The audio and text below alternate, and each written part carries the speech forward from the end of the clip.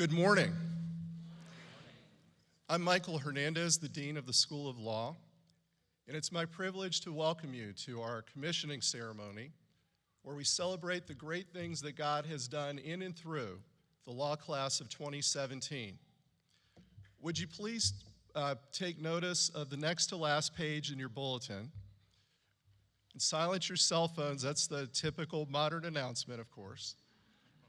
But also there's information there about nursing mother rooms and also photography restrictions. Please join me as I pray for our ceremony.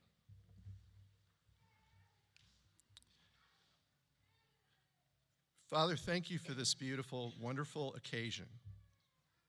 Thank you for this day that you have made, and we rejoice and are glad in it. I thank you for the class of 2017. Lord, thank you for the great things that you've done in and through them, and we thank you in advance for the great things that you will do in the future. We celebrate you and your goodness, and we thank you that you're here with us as we gather and pray in your name. Amen. You may be seated.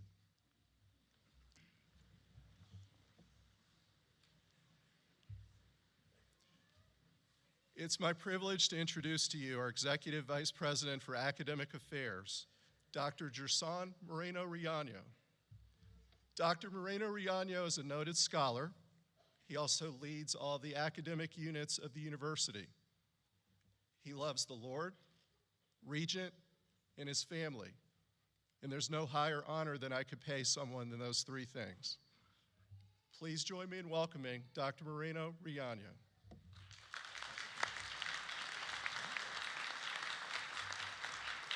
Good morning, everyone. Welcome and congratulations, School of Law graduates. 223 of you, 67 Master of Laws graduates, 80 Juris Doctor, and 76 Master of Arts. Congratulations. Congratulations to the families for all of your support. Faculty, congratulations. Dean Hernandez, congratulations. Cumulative, you students have completed over 10,000 credit hours at Regent. 18% of you have served or are a family member of someone who has served in our nation's armed forces. Thank you, and once again, congratulations.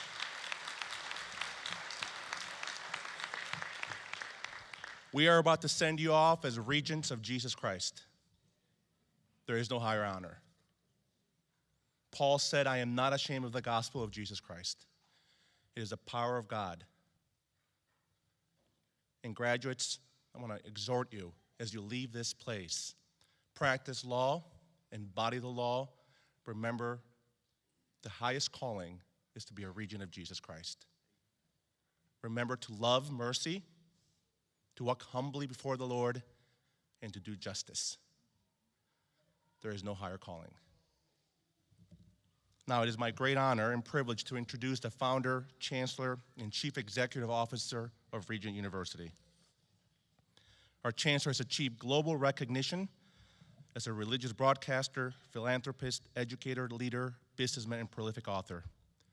In addition to leading Regent University, he's the founder and chairman of the Christian Broadcasting Network, the founder as well of the International Family Entertainment, also Operation Blessing, the American Center for Law and Justice, and numerous other organizations.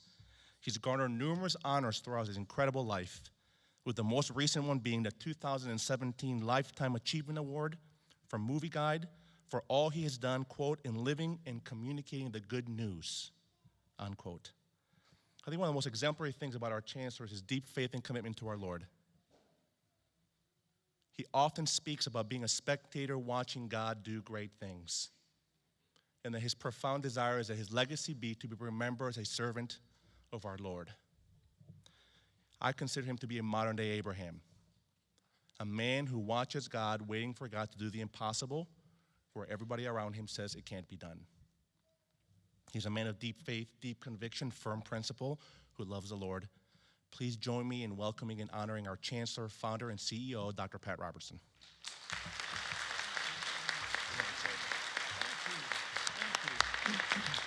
Thank you very much. Thank you.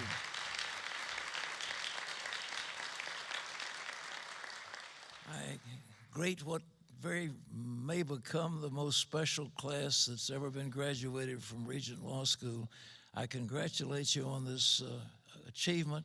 Some of you, as Gershon has pointed out, will have a doctorate, others a master's degree. But whatever you are, you're going to be Christian leaders to change the world. French writer Gaston Marx, in his book Pensées, used a phrase about the French nobility that I think still resonates today. And the phrase in French was noblesse oblige. Noblesse oblige. Nobility obligates. You are nobles. You have conferred upon you a master's degree. We are conferring on some of you a Juris Doctor degree. And that sets you ahead of other people because you will have a knowledge of the law. You will know how government works. You'll know the ins and outs of the court system. You'll know how criminal justice works. You'll know the injustices, and you'll also, it's like watching sausage being made. It's not sometimes pleasant, but you'll be on the inner workings.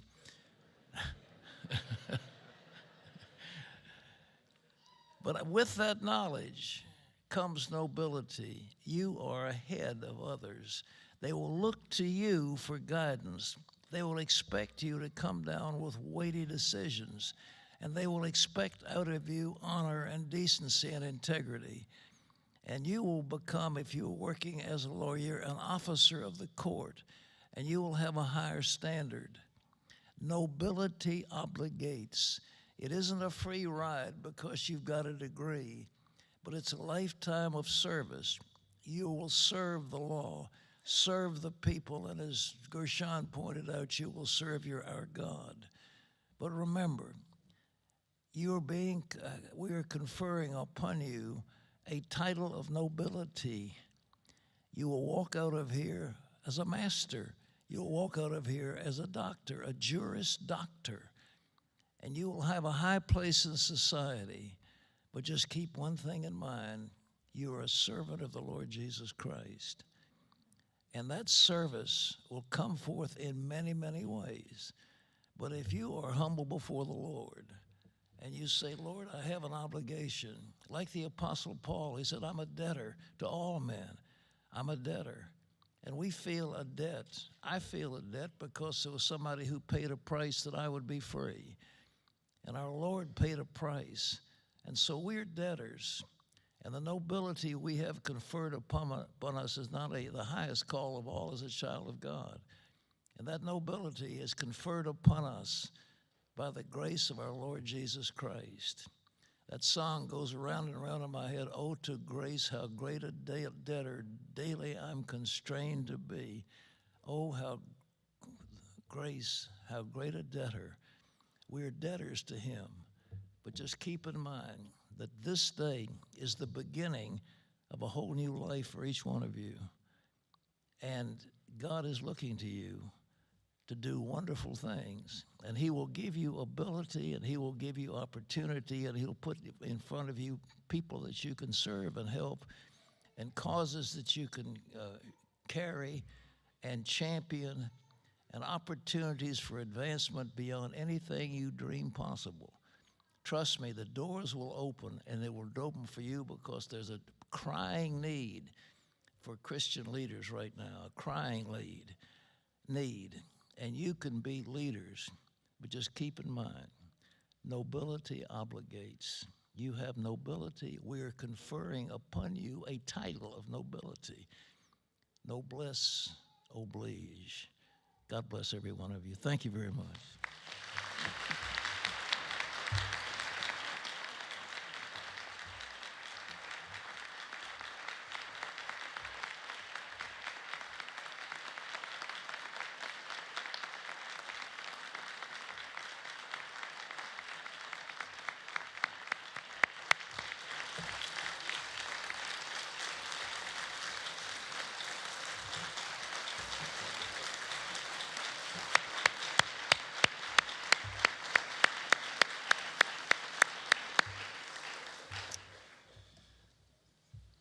Thank you, Dr. Robertson, for those inspiring words and for your leadership.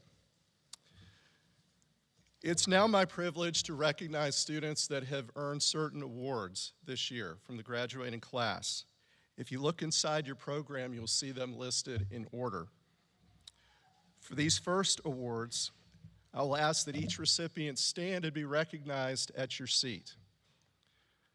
The first award is the American Law Institute Scholarship and Leadership Award, which is presented to the graduating student who best embodies the attributes of scholarship and leadership. The recipient this year is Jennifer Gebler.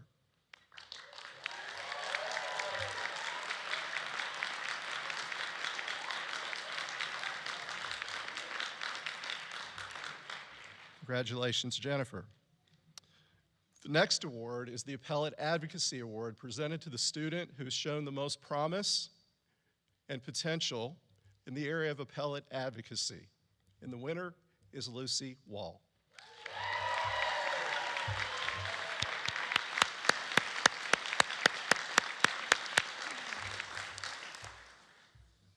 Our next award is the Community Changer Award, which is presented to the graduating student who has shown the most commitment to public service. The recipient this year is Natasha Johnson.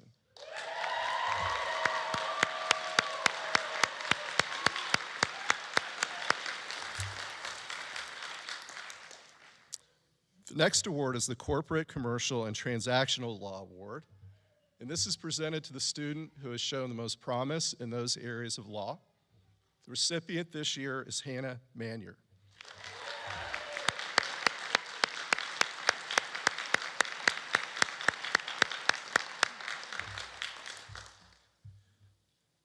Next is the Counselor at Law Award, which is presented to the student who demonstrated service through the litigation clinic with excellence this year. The recipient is Alan David Irvin.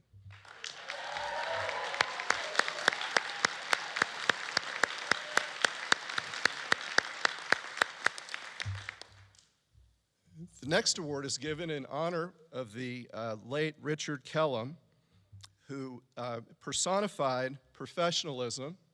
This award is presented by the James Kent Inn of Court, and it's presented to the student who had an outstanding performance of professional responsibility and also who embodies the characteristics of professionalism, character, and promise of legal excellence. The recipient is Lawrence Stroyak.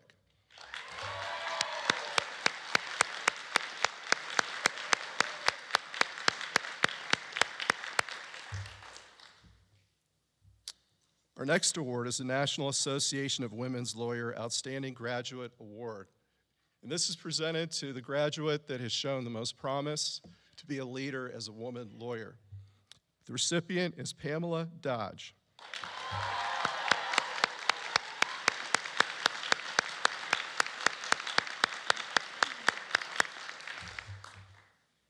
The Virginia Family Law Book Award is presented to the graduate who shows the most promise in the area of family law. The recipient is Allison Hefner.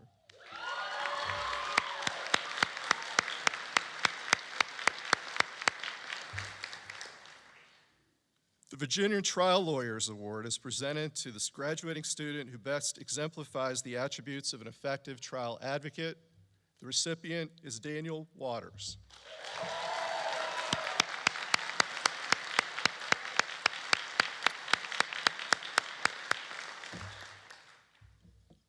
And then for the next award, it's the Who's Who Among Students in American Universities and Colleges Award. I'll read the names. I'll ask you each to stand as I read your name, and I'd ask you to hold your applause until the entire group is standing.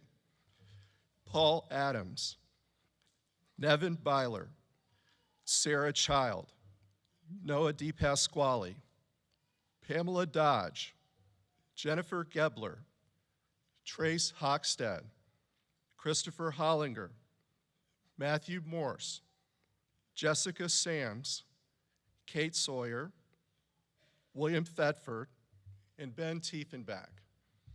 Congratulations.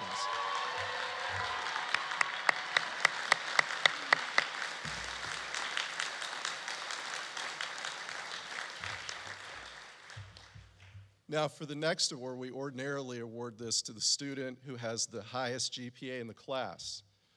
This year, we have 3 students who are in a virtual statistical tie coming into this semester. So we cannot award the award until after the spring grades are in, so you'll have to stay on the edge of your seats for a few weeks. But I would like to recognize the 3 students that are still in the running for this award, if you would stand at your seat.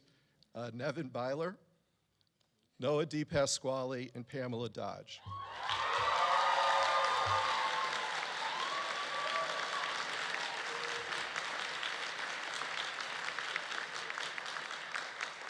Congratulations, job well done. For the remaining awards, these are not listed, the awards are listed in your program, but the recipient is not identified. These awards were voted on by the faculty. An individual faculty member will come forward to introduce the recipient and also to give the award. So if your name is called for the award, we would ask that you come forward and receive your gift. The first presenter is Professor Brauch.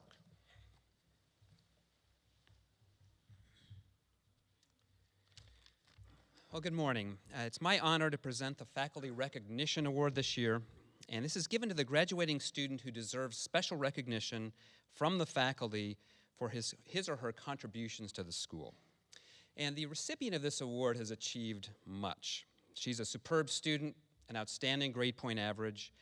She's an outstanding and successful advocate. She has served as a vice chair of the Moot Court Board. And this year was part of a moot court team that finished among the top 4 teams in the Americas region and the top 16 teams of the world in the Price Media Law Moot Court Tournament. And she and her teammates drafted the second best brief in the Americas region, which, by the way, is the entire Western Hemisphere, is this region. She has served as a staff member on our law review, as a law clerk and a true servant in our Center for Global Justice. She's displayed a heart for the poor, the oppressed, the enslaved, both in the work she's done on campus through the center, but during her summer internship in India. But it's more than just these accomplishments that has led us to recognize this recipient today. We admire her for her character as well. She's a woman of God. She loves God. She serves him with her whole heart. She loves her classmates. She invests in their lives. And despite her obvious successes and abilities, she's a woman of humility. She deflects praise to God, and I've seen her do this as her coach, both at points that are high and points that are low. She's a recognition award winner this year because to us as a faculty, she's the model of what a Regent Law School student should look like. A leader who's a servant. And I don't know what God has in mind ultimately for this young woman, but for the next year, she's going to be serving as a fellow with the International Justice Mission in Kampala, Uganda. And I can't wait to see how God is going to use her in the lives of those around the world wherever he takes her. So would you join me in recognizing today our Faculty Recognition Award winner, Pam Dodge.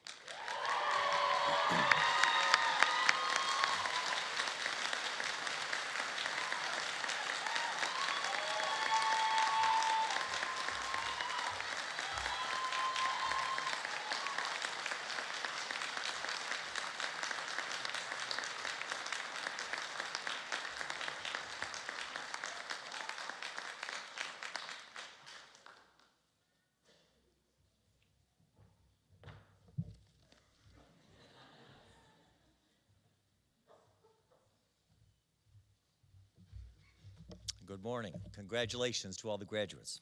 My name is Professor James Duane. I'm a member of the faculty at Regent Law School. It's my great privilege to have the chance to stand before you today and to announce the winner of our award for the most inspirational student in this class.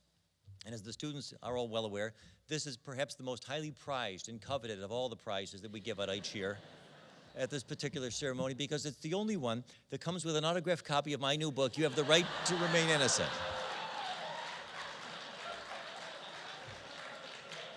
A penetrating and provocative look at the American criminal justice system, a must-reading for every serious student of the American contemporary legal scene. But I've only got 2 minutes, and I want to save a few words for the winner of this year's award. It is a difficult decision, it really is, to pick out the most inspirational member of the class each year because by God's grace, we've been blessed year after year with some of the most extraordinary young men and women that I've ever known in my life. The students are the best thing about this law school, and they always have been. And there is dozens among them every year who blow me away with the way in which they inspire the rest of us, by their words and by their deeds and by their actions. Many of the most inspirational people I've ever known in my life are among the students at this law school, and this year's group is no exception. It's a very difficult decision. But this year, when the faculty got together to talk about it, we quickly reached agreement. We were almost unanimous. There was one faculty member, only one, who wrote, I can't identify the handwriting, but it says, "I vote for my son."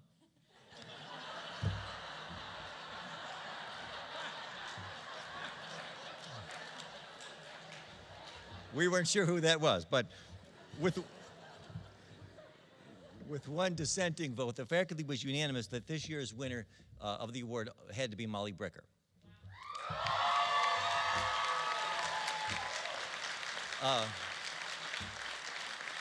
And let me tell you why. You come on up anytime you want, but I'll briefly, I mean, everybody here knows the story. For those of you who aren't, for those of you who are visiting for the first time, let me just share with you one last time the story that we've all heard. When Molly was a first-year law student, she was getting ready for final exams, and she saw something on television about a local 5-year-old girl who had a life-threatening illness, a rare form of leukemia. And unless she could get a liver transplant, there was apparently no hope for her at all. And tragically, because her condition required her to get a bone transfusion when she was very young, even her own family members were not a possible match. And she saw an opportunity in that moment. Molly said later that she realized in that moment, "I'm going to get that book." No, I'm kidding. But please hold your laughter to the end. Molly realized in that moment she saw an opportunity to serve the Lord and to save the life of this little girl. God only knows how many countless thousands of people saw that same TV show that day, turned the channel and said, "Oh, that poor girl, there's no hope for her." But Miss Bricker felt the Lord tugging on her heart and speaking to her and saying, "I want you to be the one to donate a piece of your liver, a part of your liver, to save the life of this girl." She knew that it was the Lord speaking to her, and she had to obey. And she did obey. She contacted these individuals, and the Lord was faithful. He spoke to her, and he confirmed his word when he turned out that she was a perfect match for this young child. And she gave up numerous opportunities, as you can imagine, to be faithful to the Lord's call. That summer, while many of her classmates, well, all of her classmates, were enjoying the high life, high-paid and prestigious clerkships, burnishing their resumes like busy little bees, enjoying weekends at the beach. Not Molly. She had to undergo a grueling series of workouts at the gym to get herself ready for her photo opportunity with People magazine. Well, we on the faculty, as you can imagine, all of us we're in awe and in great admiration. I can identify in a special way with the sacrifice that she's made because I too have been an organ donor of sorts, not just once, but several times in my career. I have felt the Lord impress upon me the need to give some of my students a piece of my mind, and I have never hesitated to do so, as you know. But that's only a sort of a metaphorical donation. I just want to say on a personal note, and I know I speak for all of us, that we are extraordinarily grateful for the inspirational example that Molly set for all of us by that brave and bold choice, especially what a powerful pro-life message it was. We live in a darkened world now where more and more people in our culture have given themselves over to the lie, the diabolical lie that says that the elderly and the sick and the disabled and the handicapped, that they're just unfortunate souls and there's nothing that can be done for them. But she saw something special in this 5-year-old girl. She realized that with the right opportunity, this girl could be somebody's grandmother someday. And by God's grace, she will be because of this woman's extraordinary sacrifice. So please join with me in acknowledging and honoring the winner of this year's most inspirational award, Molly Bricker.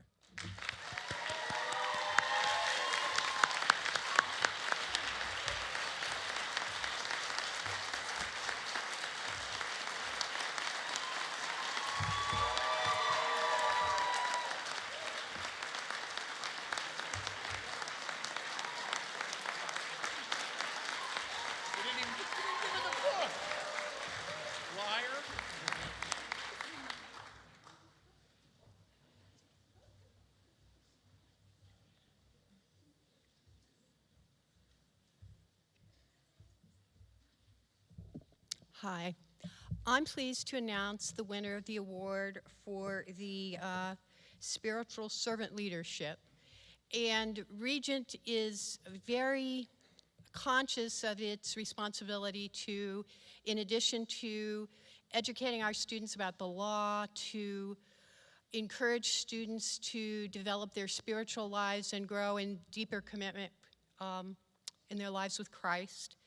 And the student that we awarded this award to was in my class during his first year of law school. I teach only first-year students, and it became very obvious to me really quickly that he was a very spiritually mature Christian, and that he was really a leader among the class in terms of his spirituality and his maturity.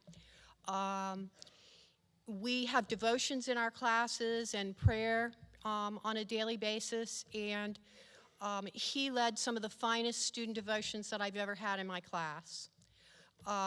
After he left his first year, he became a chaplain for the class and was just a superb spiritual leader for the entire law class.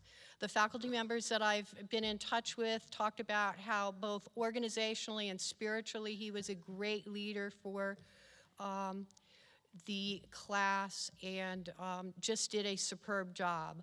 I'm also kind of pleased that he is demonstrative of the fact that Regent has a tradition of spiritual servant leadership. His mother is one of our deans and a member of our faculty. His father is a grad and teaches with us, and I just could not be more pleased to recognize Joe Combe as our spiritual servant leader for this year.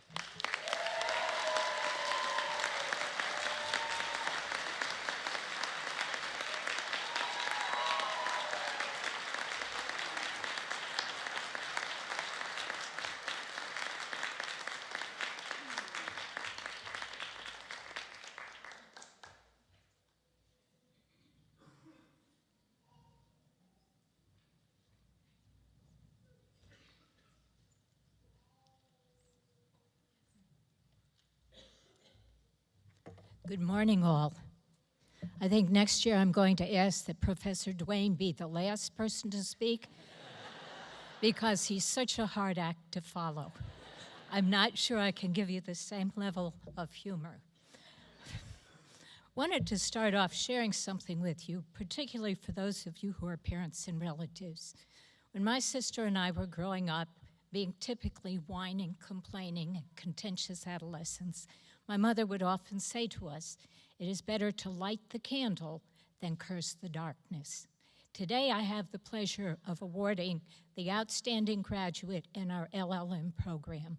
Our Master's in Law program is a fledgling program. It's only been in existence for several years. We offer foreign students an opportunity to get an LLM in American Legal Studies, and that opens the door for them to apply to sit for a state bar exam. Our second program is in human rights, and students who've already received a JD come to us in order to fine-tune their skills and to go back out into the world and advance the rule of law.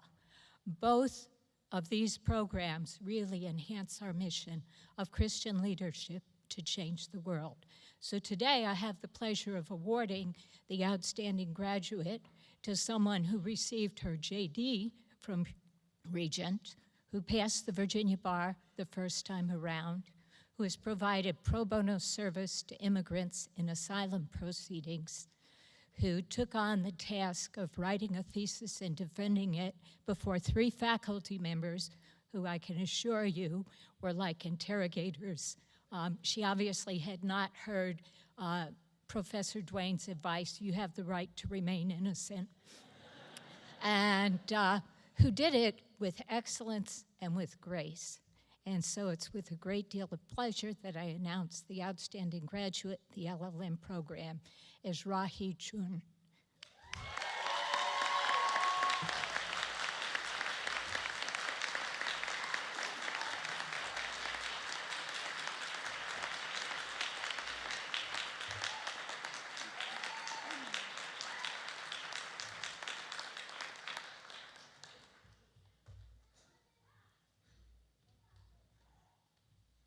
Good morning, everybody. My name is Lynn Marie Combe, and I have the honor of presenting the outstanding graduate for the JDs.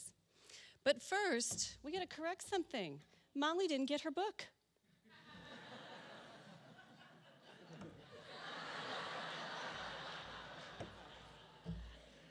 Wow, now we know what to think of Professor Dwayne. All right. The right to remain innocent, but not to get your book. Well, I am so honored to be able to do this today because every single graduate sitting here is special. When the dean said that and the chancellor said that and the executive vice president said that, they all were exactly right. You are all so special, and you are all people that God is going to use. There is one person that probably could have gotten every single award we gave out, but he's getting this award today. And there's so many things to think about with this person that I had to write them down and keep them in my phone, so here we go. This person is consistently excellent academically, top of his class, law review editor-in-chief. He's an oral advocacy competitor. I don't know how you do all those things at once, but wherever he was, the room would calm down and do well. He's consistently professional in his presentation. He is always honorable. He is an excellent Regent Law representative everywhere he goes. He is emotionally intelligent. He is considerate of others around him. He's an absolute joy to have in class because he's such a ringer. When everybody else doesn't get the answer, I just call on him. He's going to be clerking for a federal court in Northern Virginia with the Honorable Claude Hilton, and he will have a long and stellar career, and I'm so glad he's associated with Regent. But let me tell you what really has impressed me about this graduate. He consistently walks with God. His demeanor is calm, a room of frenzy. He walks in, and everything's diffused, and everybody's professional. He exhibits fruit of the Spirit always. He is encouraging, he's supportive, he's faithful, he's peaceful, he's gentle. He makes self-control contagious, and I love that. And on top of all that, he's humble. As you all know very well who I'm talking about, he does all of this consistently, under the radar, all with the highest levels of excellence. All I can think of is, blessed is the man who trusts in you, O Lord. We are blessed with this year's outstanding JD graduate, Noah D. Pasquale.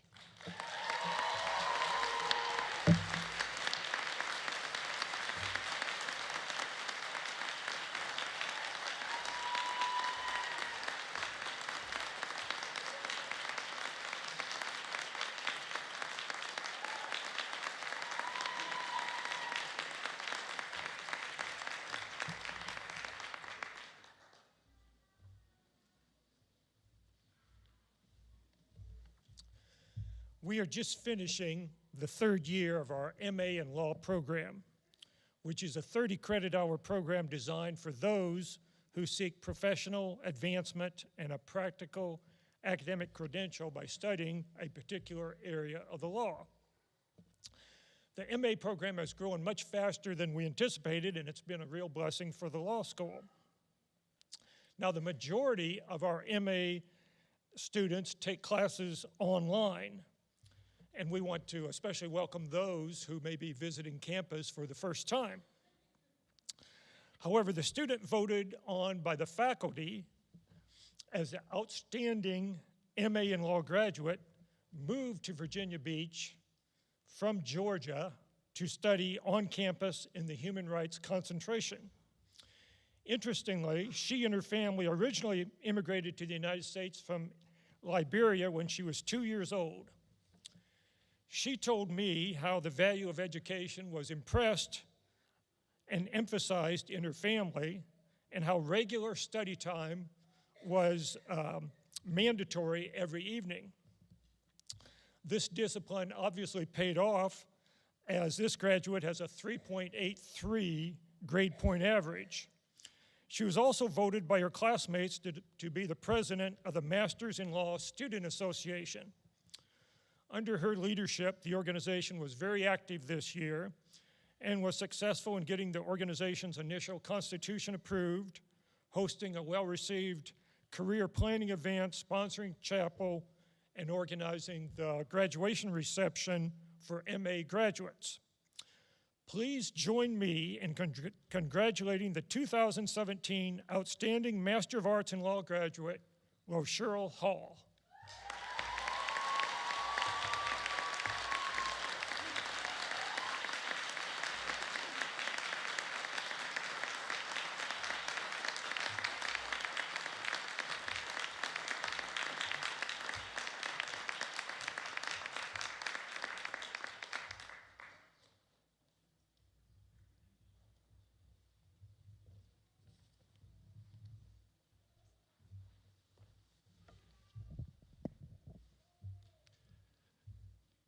It's my privilege to charge the class of 2017, so this is your last devotional. It's often said that at graduation ceremonies, you remember the speaker, but not what the person said. I hope you'll remember me, but also hope that you'll remember what is said today, because there are some critical points that I would like to impart to you that I believe the Lord has put on my heart for this class. Now, as you think about a charge, you can think of a charge in two different ways. One is like an energy boost. So I hope this will be energetic and boosting to you. But also it's a charge to go forward. I think of the scripture that tells us that we fix our eyes on Jesus, the author and perfecter of our faith. Paul said that the one thing that he did was he puts what's behind him behind and presses forward to the mark that Christ has for him. So that's the sense in which I charge you today. Let's look forward to what God has ahead. As I was preparing these remarks, the Lord drew my attention to the book of Isaiah. We often think about the prophetic words in Isaiah, specifically Isaiah 61. And this was the prophetic scripture that Jesus read. It's recorded in Luke 4, where he opened the scroll and he said that the Spirit of the Lord was upon him to set the captives free, to bring hope to the poor, to heal the sick, and to announce the favorable year of the Lord. And then he closed it and said, this scripture has been fulfilled today in your presence. Well, it's interesting that the full passage was not read. And that tells us something about Jesus' return and what our task is in the interim. We are empowered to do the work that Jesus authorized us to do when he poured out his Spirit on the church, and that Spirit was passed down to us. And you stand in that noble position, the recipients of God's grace, the calling to take the gospel to a world that desperately needs to hear it and see it demonstrated, and to do it in the legal profession. Now, we often think of the prophetic scriptures as just looking at the spiritual side of things, that God is concerned with righteousness, and of course he is. What's interesting in the book of Isaiah, if you look back a few chapters before that prophetic word in chapter 61, God proclaims his passion for justice. And in chapter 59, the Spirit falls on Isaiah. And Isaiah notes there's no one who does justice. They use empty words. And the people suffer as a consequence of it. And we see that God's heart is for both justice and righteousness and salvation, and those things go hand in hand. You cannot divorce one from the other. And so, as you go forward, I want us to keep in mind that justice and righteousness together are at the heart of God. And that's your noble calling. As you consider that noble calling, I'd like you to remember three things. So we have 3 points for a moot court argument. I think a good sermon has 3 points, right, Bishop? The first is, I can do all things through Christ who strengthens me. You did not have to pay what you paid for your degree and spend the time studying that you did here at Regent to exegete that verse. I think that one is pretty clear on its face, but we can miss the importance of it. The part that is clear is it said, I can do what things? All things. I don't see an exception clause. I can do all things through Christ who strengthens me. Now, of course, the critical part is the through Christ who strengthens me. That requires our absolute surrender to the will of God. If we are just pursuing our own ends, then we cannot enjoy the promise of that verse. But as we surrender ourselves to the will of God and to the Word of God and to the power of His Spirit, we can do all things through Christ who strengthens us. And notice it's through Christ. So it's not for Christ. There's a difference between being submitted to the will of God and the power of God, and instead having our agenda and then asking God to bless it.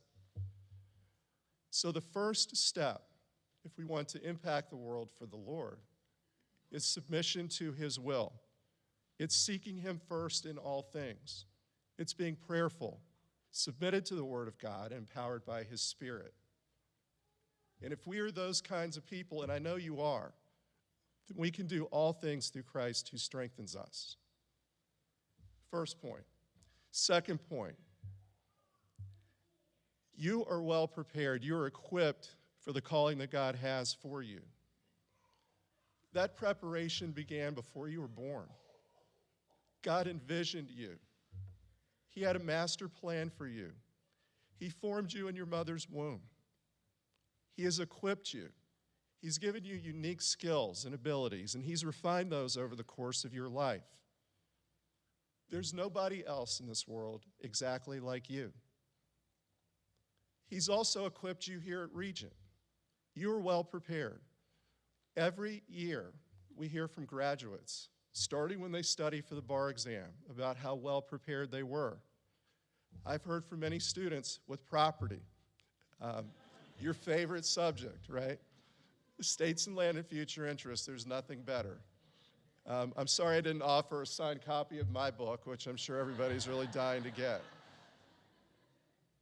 But every year, students tell us in their bar review class, I'm studying with a student from another school, which will go unnamed, and they didn't know that material, and I had to explain it to them. We have students who contact us, graduates who contact us years later, that tell us success stories, and they say that the faculty has prepared them so well for the things God has called them to do. So you are well prepared, you're equipped. And you're equipped in the Lord, but you're also equipped in your craft. So be confident in that. Go forward with the confidence that you're prepared. But you're not fully prepared. Of course, there's no substitute for experience. And so that takes me to my third point.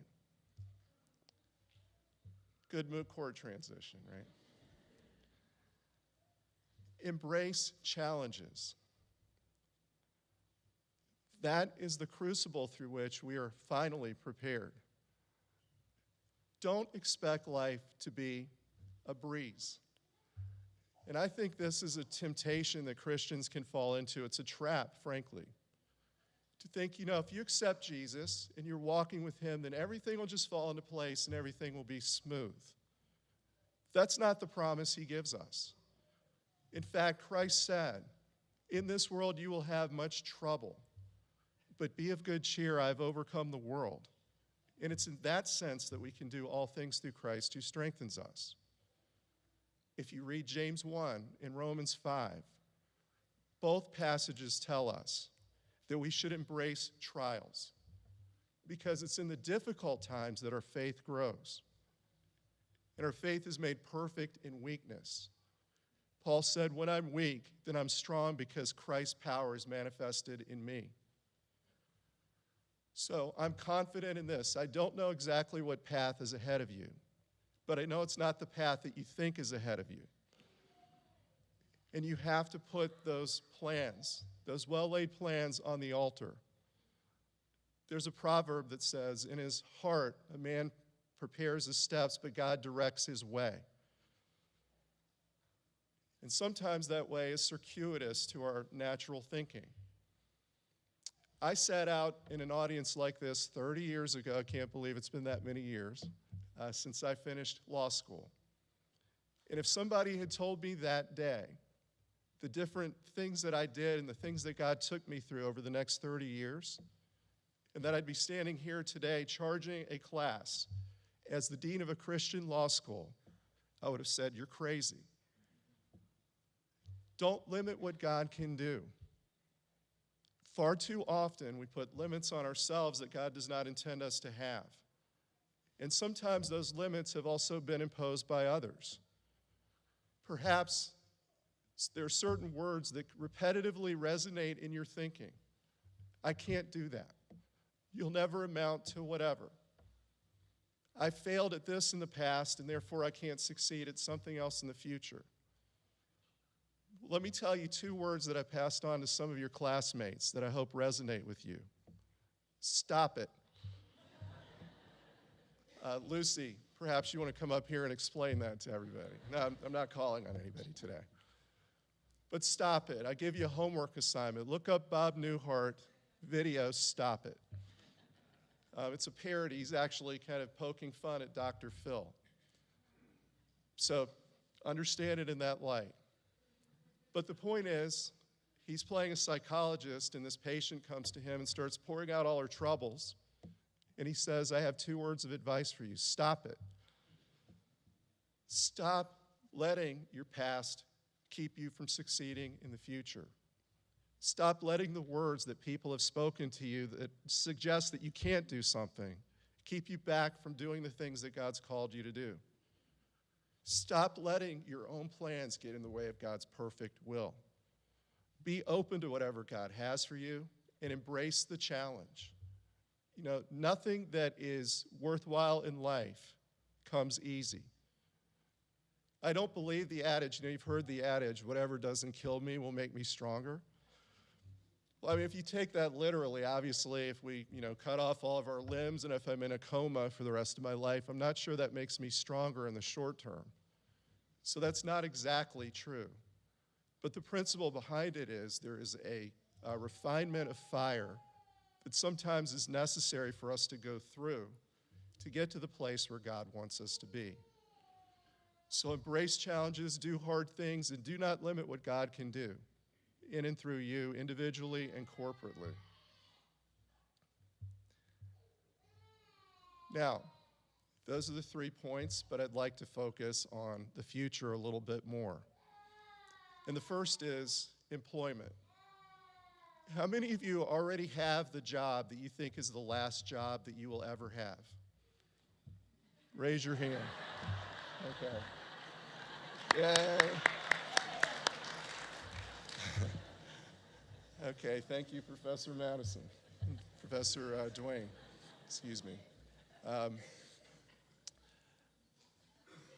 I suspect that nobody in the graduating class has already gotten the job that will be the last job that you will ever have.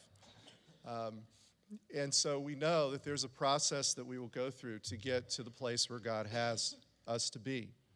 So be open to different possibilities that may not be exactly what you hope for. So a door could open, and God may open that for a reason to prepare you to do something else that will take you to the next step on the path to get where He wants you to be.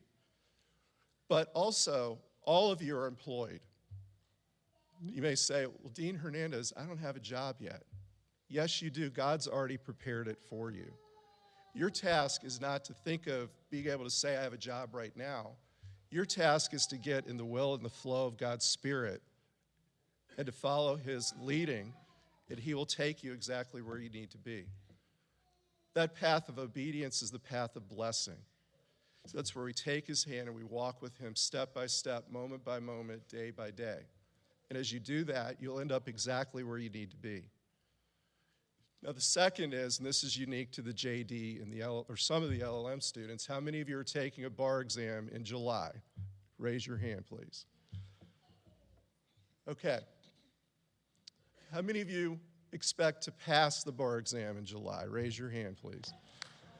Okay, good. Do we see that?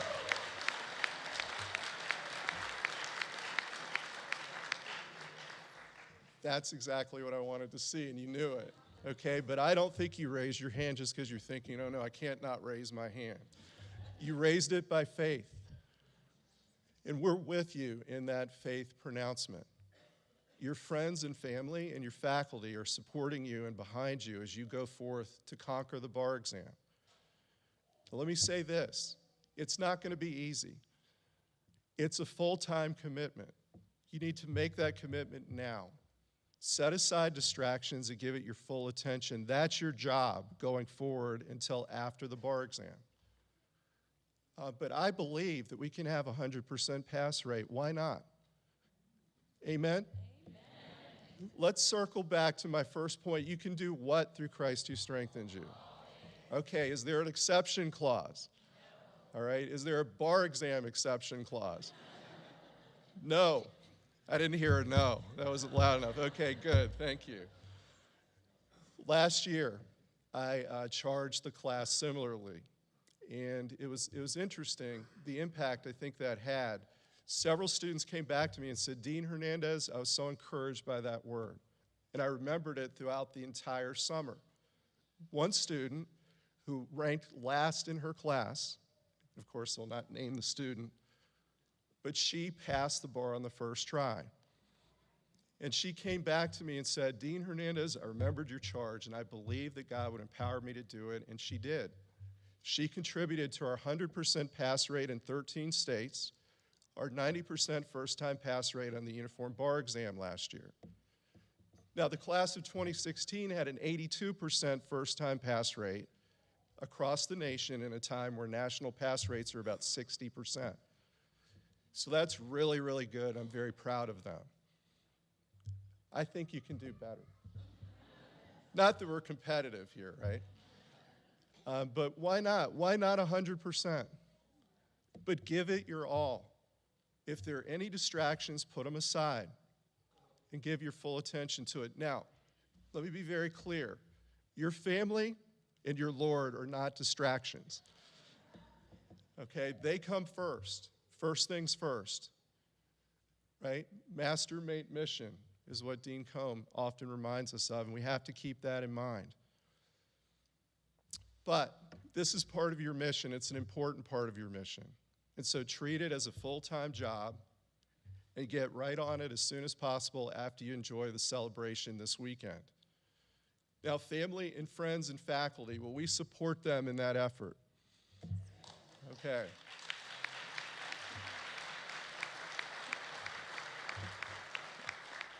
I knew we'd get a wholehearted support from this audience, but I'm also deputizing you to hold them accountable so you can remind them, and especially in the difficult times. There are times when you'll get discouraged, and that'll happen after the bar. That'll happen in your practice. So there'll be some days you'll just kind of come to the task and say, Lord, I just don't think I can do this today. Well, stop it is the first thing, but circle back to, I can do all things through Christ who strengthens me, and encourage one another. You'll be the biggest encouragement probably to each other because you'll walk it through together. But we will all be behind you. We'll be praying and encouraging you and holding you accountable. So let's do it. Let's go out and shock the world and have a 100% first-time pass rate. I know you can do it.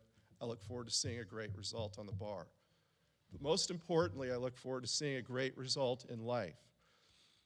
You know, it's interesting being a faculty member and now the dean. It's kind of like parenting. You know, your kids are born, you raise them, and they grow up really fast, and you blink, and all of a sudden they're grown up, and they've graduated college and gotten married. For you all, you come as eager 1Ls or new MA students or LLM students, and we blink, and all of a sudden you're sitting here ready to graduate. There's an extent to which, of course, there's some sadness involved in seeing you go, but the overwhelming emotion is joy. Because we're joyful to see the great things God's already done in your lives and what he has for you in the future. So congratulations, job well done, faithful servants. I'd also like you, though, now to acknowledge the support that you've gotten from others. So if the class would please stand. You know that you could not have gotten here today without the support of the people in this audience. And of course, there are also, I'm sure, many people that couldn't be here today that also were essential to your success. That includes, of course, faculty, but also, most importantly, family and friends. So I'd like you, please, to express your appreciation and honor for their support.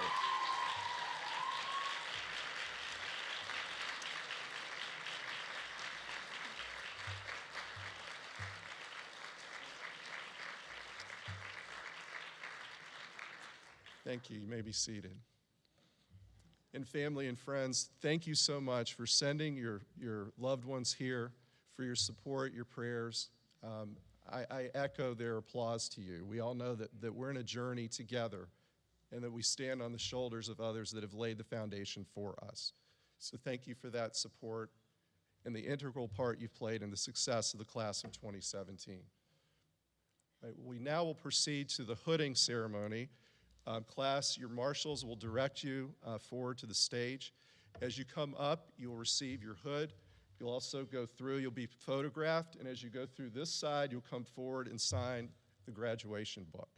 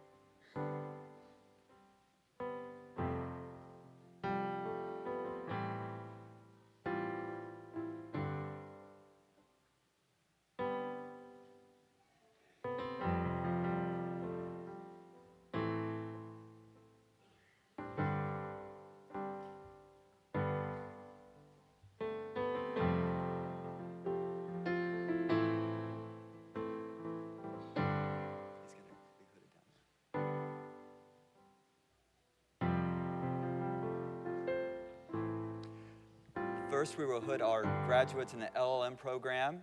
We have a graduate in International Human Rights, Ra Hee Jan.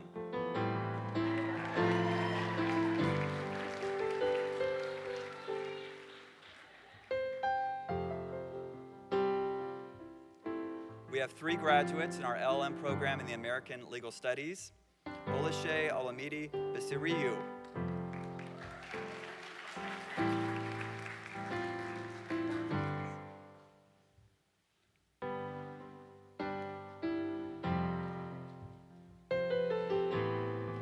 Mary Frances Analika Azawolu.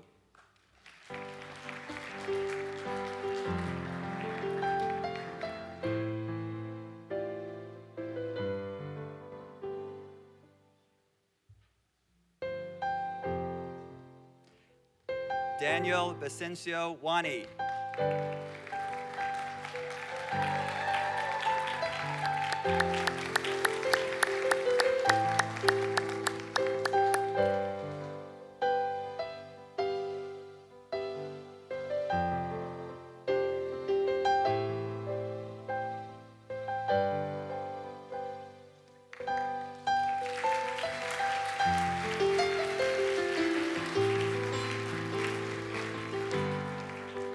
And now for our Juris Doctor graduates, Paul Robert Adams.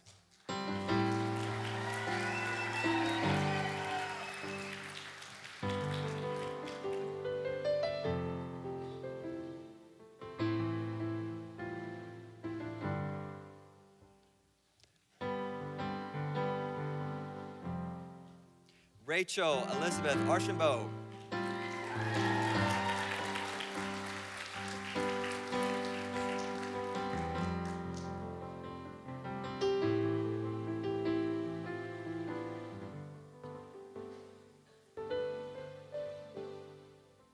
Juliana Elizabeth Battenfield.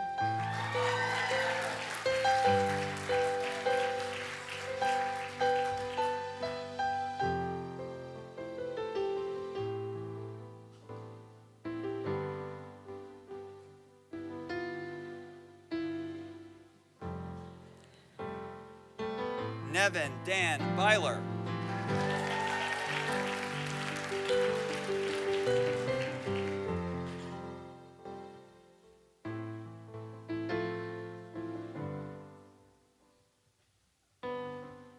Jonathan Lawrence Berry.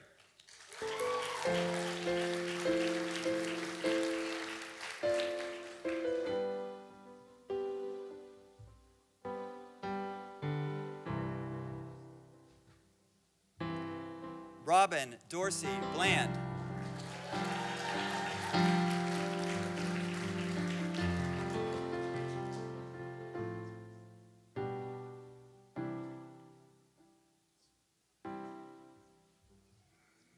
Arthur Dwight Blanton, Jr.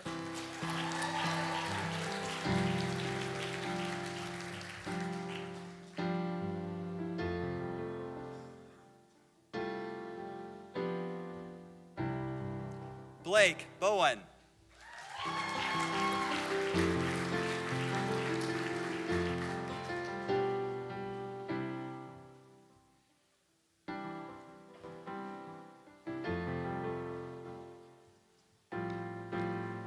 Molly Elena Bricker.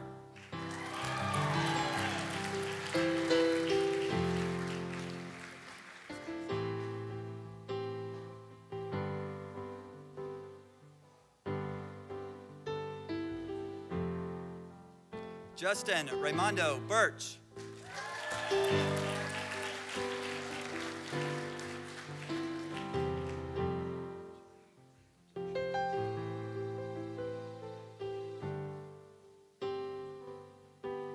Kyle Jeffrey Burcham.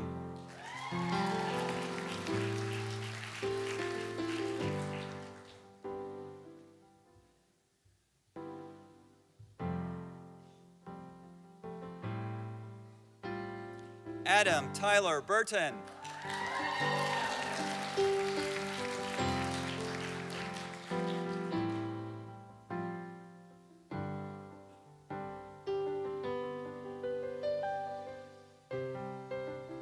Sarah Elizabeth Child.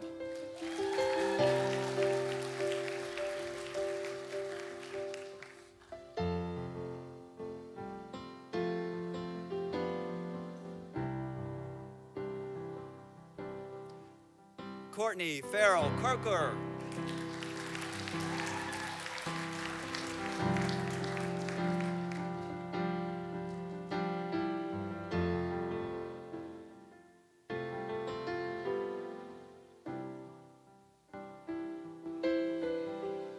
Matthew Lee Davis.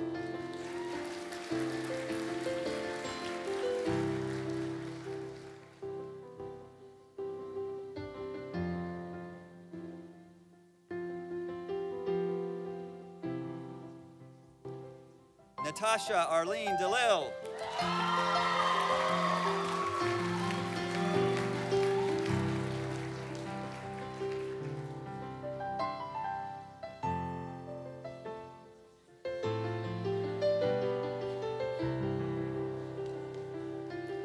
Noah James DePasquale.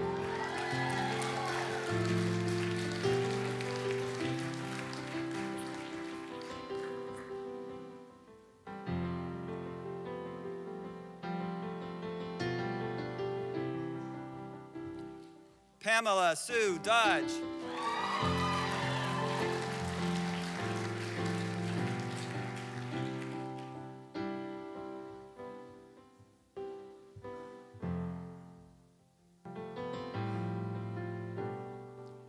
Amanda Catherine Driver.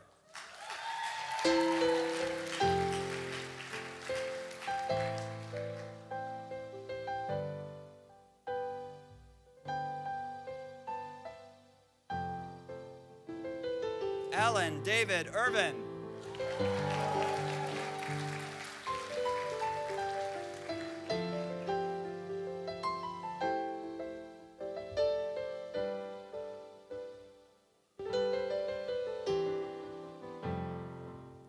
Esther Rogers Evans.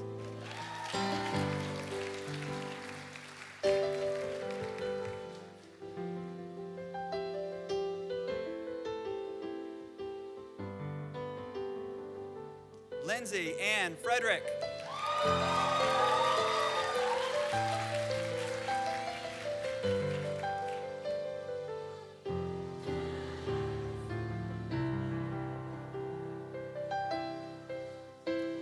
Jennifer Lee Gebler.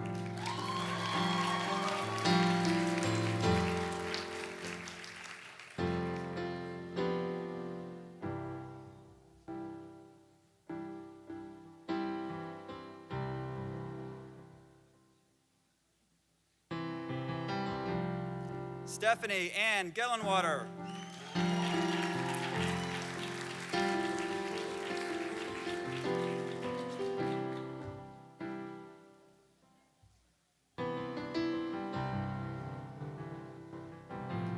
Lindsay Aaron Gilman.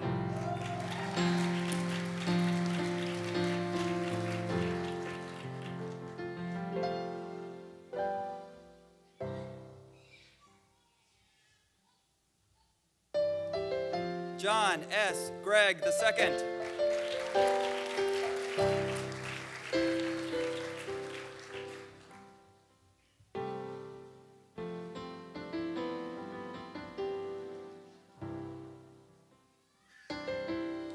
Allison Ray Hefner.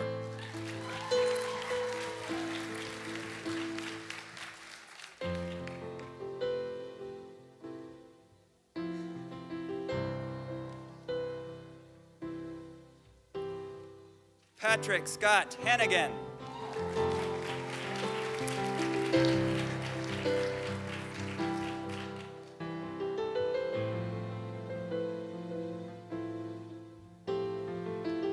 Chelsea Elizabeth Harkins.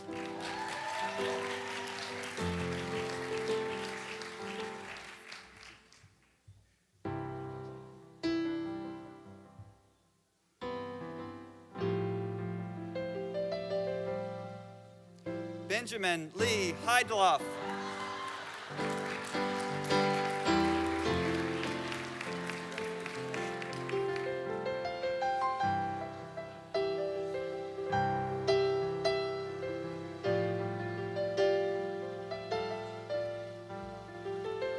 Mary Elizabeth Reagan Hinton.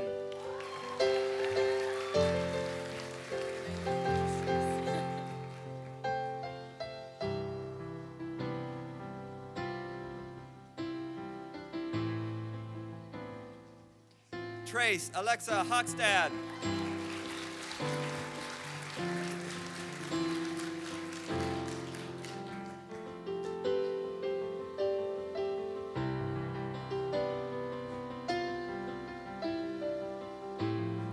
Cody Blake Hogben.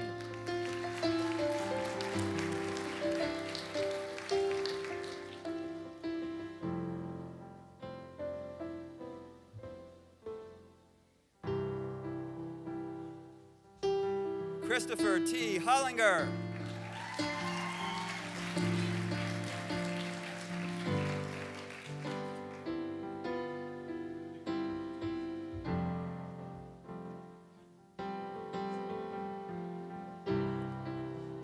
Rochelle Catherine Hubbard.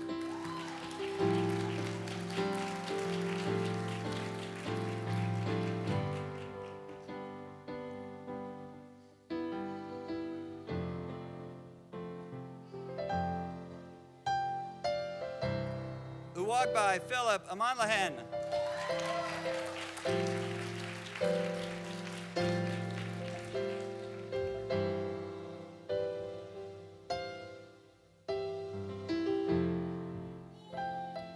Natasha Shanae Johnson.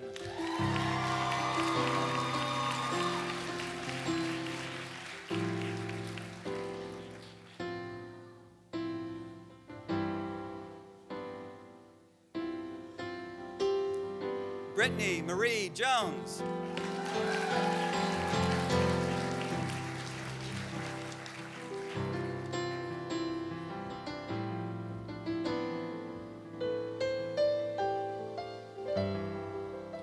Lisa Nicole Keyser.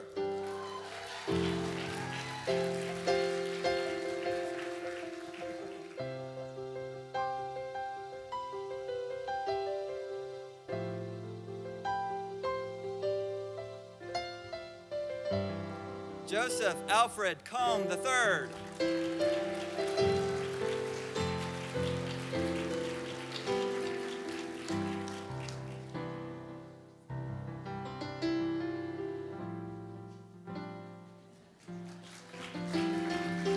Crystal Faith Lineberry.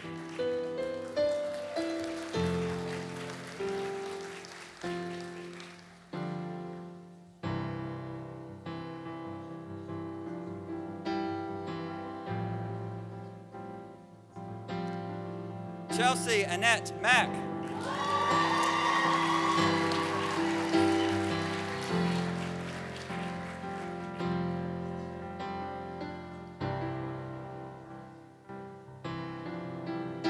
Hannah Elizabeth Manure.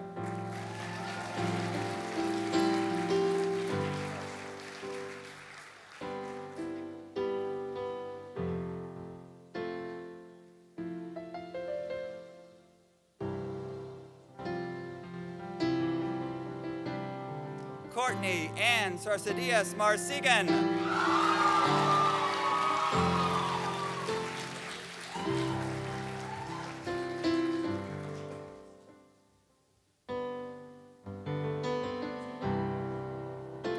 Mark Gabriel Martinez.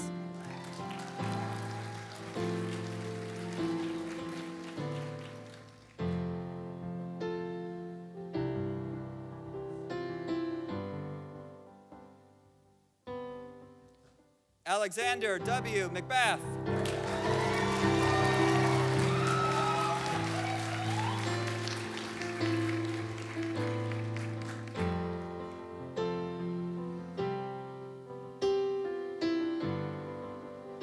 Alexandra Maria McPhee.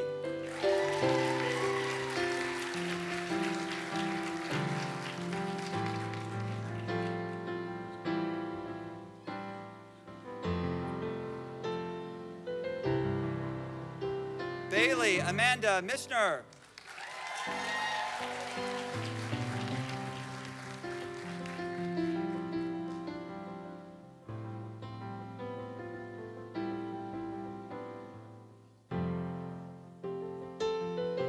Matthew Evans Morse.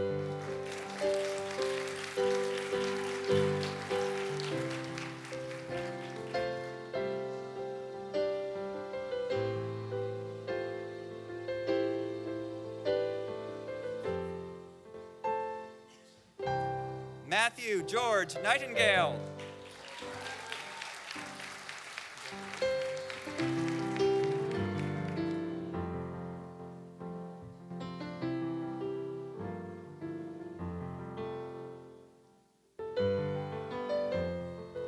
Michaela Marie Pennell.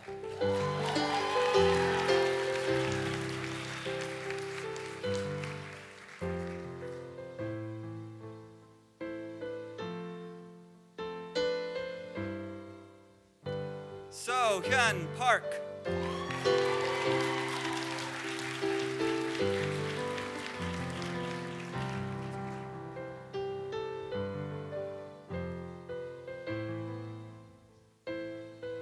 Madeline R. Pissarro.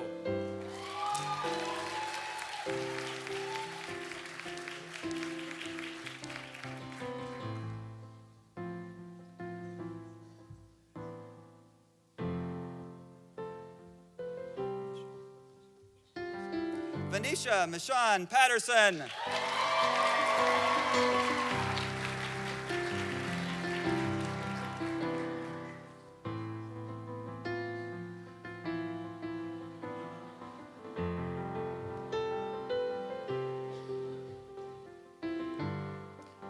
Lael Angela Pierce.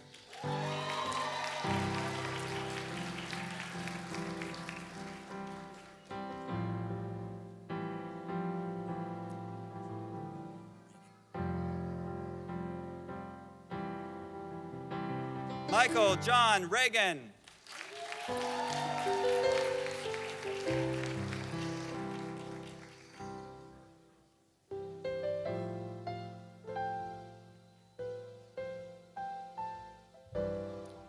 Josiah Christopher Reffo.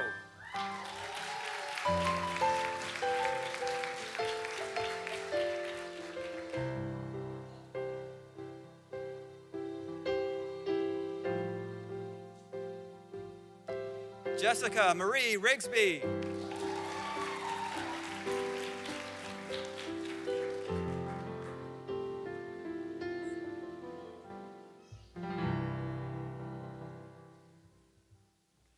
Daniel Michael Rouleau.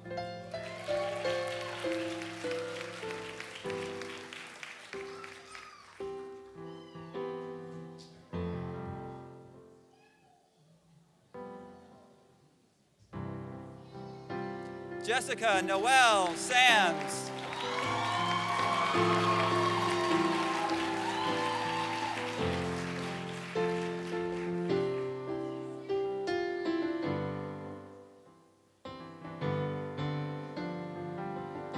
Kate Blakely Sawyer.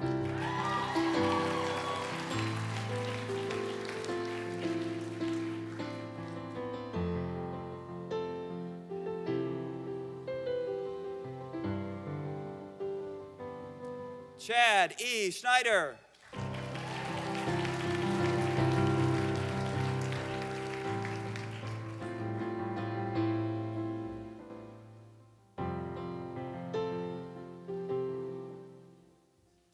Joseph Roland Smith.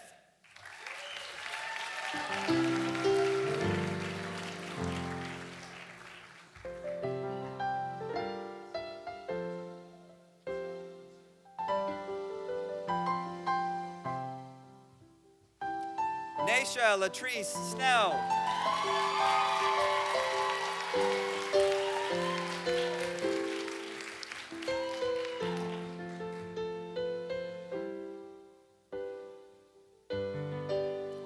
Donald Elwood Souls III.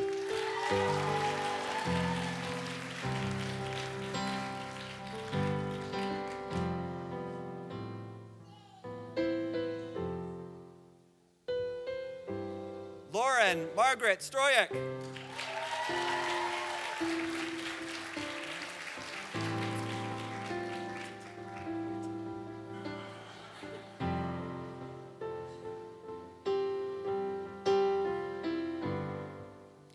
Brittany Nicole Tabb.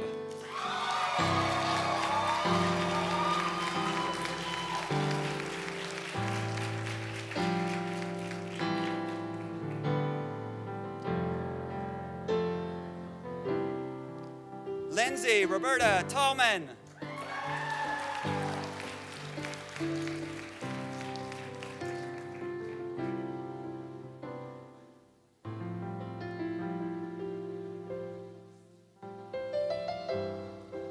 William Randolph Thetford Jr.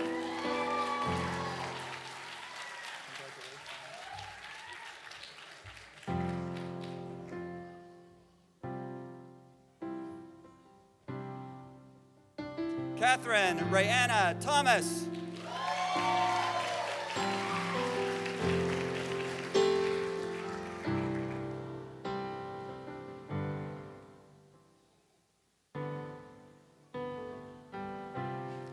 Michael Benjamin Tiefenbach.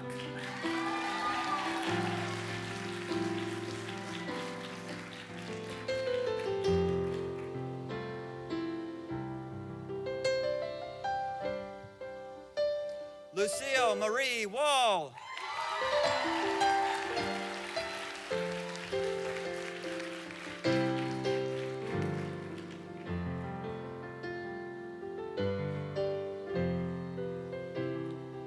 Samuel Kevin Walsh.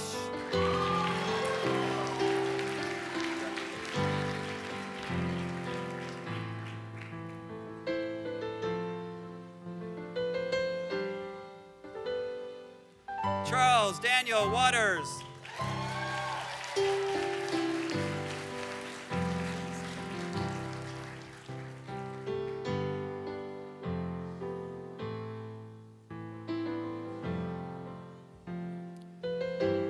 Robert James Willis III.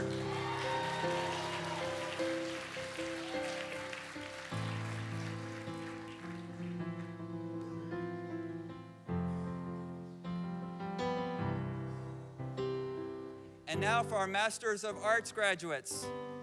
Armanda Diane Beal.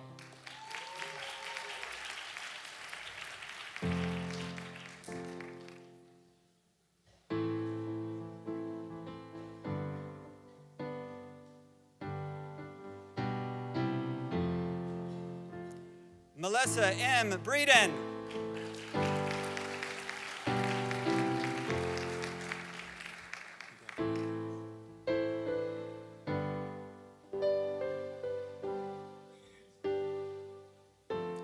Taylor Brooke Britt.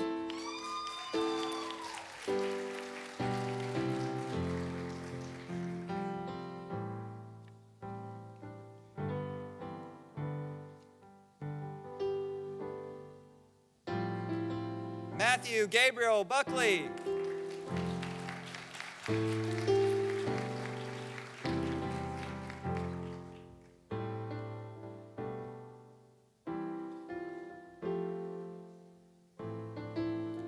Gregory L. Doctor.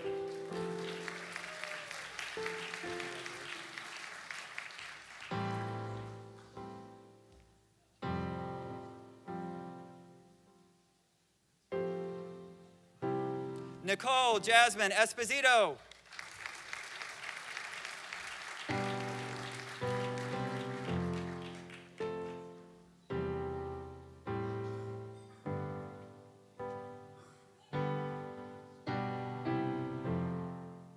Christopher Fantroy.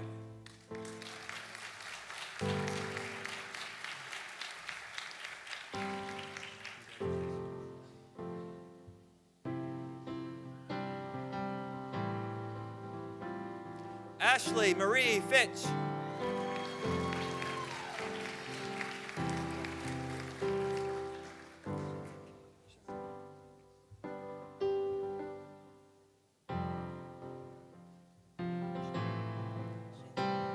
Chantel Monique Francis.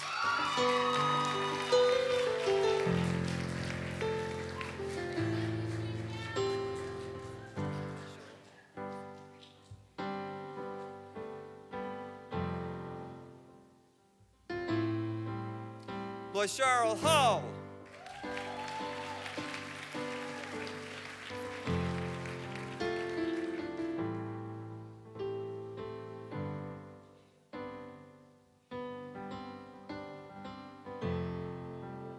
Ashley Elaine Harvey.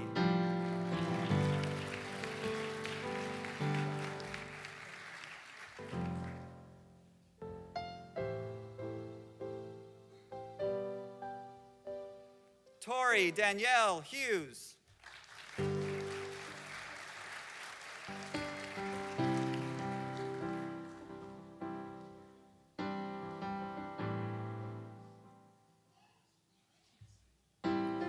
Marissa C. Larson.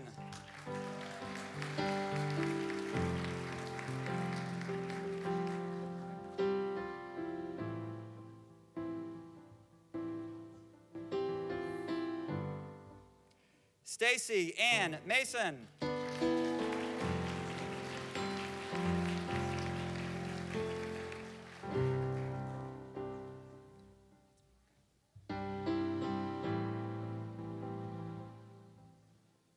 Sarah Portillo.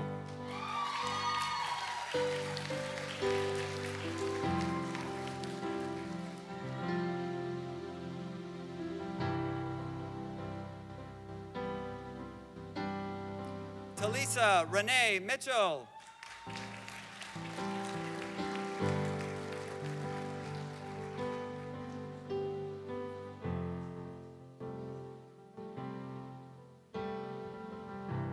Melissa M. Odall.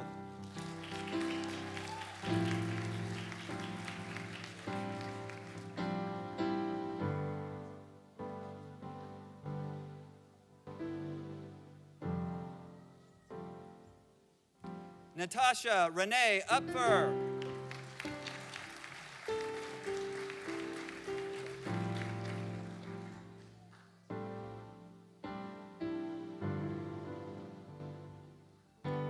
Lawrence Kenneth Palmer.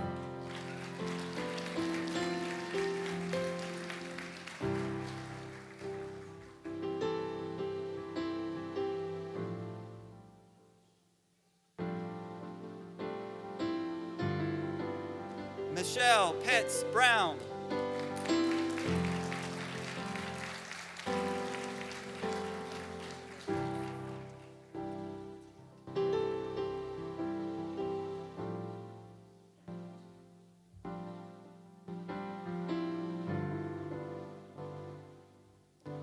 Kelly Diet Roman.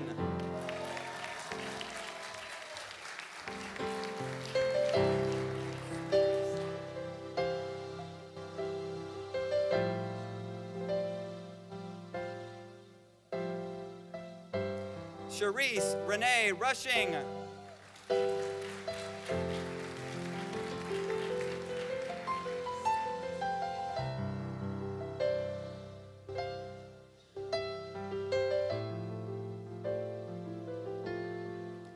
Monica Chanel Soto.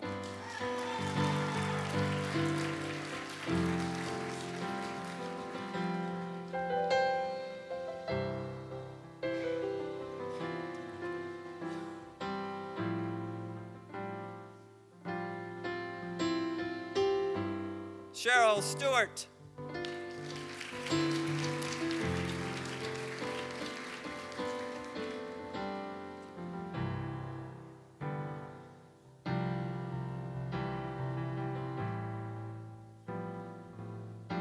Diane Thomas.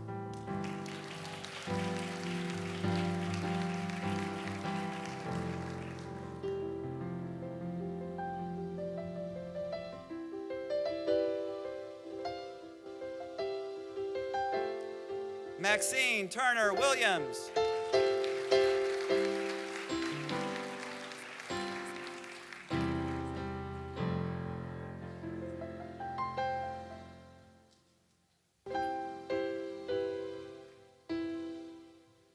And our final graduate, Diane Wesh.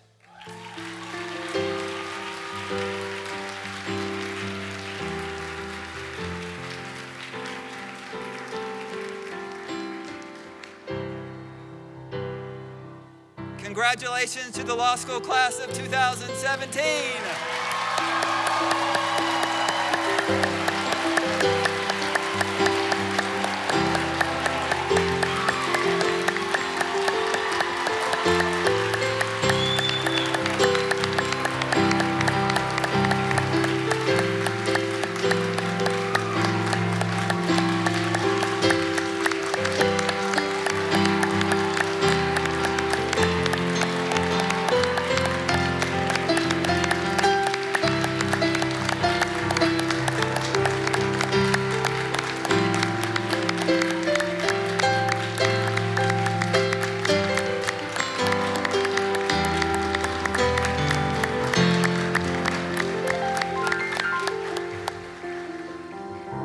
Yes, congratulations, class of 2017. Well done, good and faithful servants.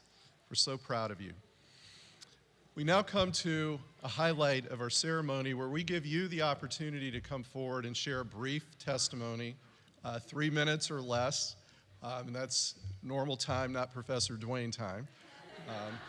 But please feel free to come forward to either of the two microphones and share anything that you believe God has on your heart to bless others.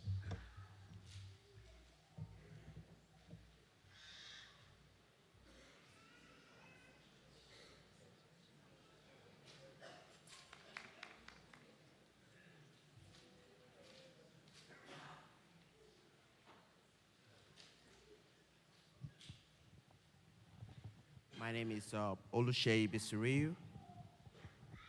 I'm one of the LLM class. And this school has been wonderful, I will tell you. I was born in Nigeria. By providence, I came to the United States 9 years ago. I joined the Navy, got out of the Navy, and I came with my transcript to this school. And the first person I met was like, "Welcome, God loves you." Really? She said, "Don't worry about it. We'll walk with you." And she put me in the office. She spoke to me. It was like, this is the first time I'm experiencing such connection with someone in a school. You know, usually I went to one of the prestigious schools in Nigeria, and there is never a connection. You come in, they kick you out. You say things, nobody listens. But she made sure that I spoke to everybody I needed to speak with. And I was like, this is amazing. And she said, oh, you are still in the Navy. Okay, this is what we can work. You can't come into the law school now, but you can take the master's in government, and, you know, we can work with you. So she took me to the government faculty, and I spoke with the dean, and it was like, this is the first time I'm coming to this school, and everybody's talking to me. I'm black. Can you see that? You know? But it was impressive. And from that day onward, this school has been magnificent. And I will not say I've never been top in my class, maybe third, you know, fifth, but they made you feel like you are the best student, the best mind they've ever seen. And when you walk and talk to the faculty, it's amazing.